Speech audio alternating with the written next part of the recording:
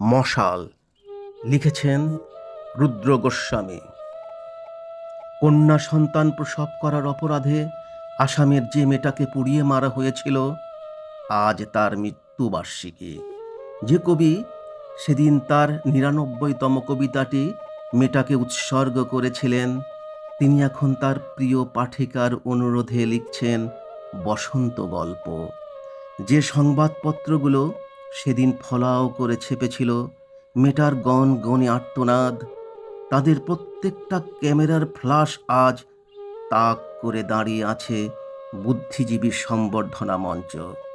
যে অধ্যাপক তার অনুগত ছাত্রদের বলেছিলেন আগুন জ্বালো, তিনি তার সদ্য বিবাহিত দ্বিতীয় স্ত্রীকে নিয়ে এইমাত্র চলে গেলেন স্বাচ্ছন্দ্য মধুচন্দ্রিমা যাপনে।